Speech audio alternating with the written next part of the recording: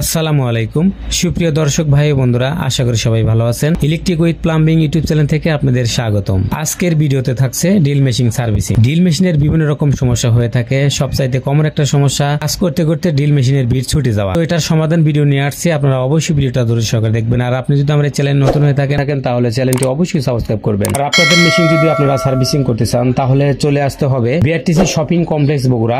স্ক্রিনে দেওয়া নম্বরে আপনারা যোগাযোগ করে সঠিক স্থান খুঁজে নিতে পারবেন।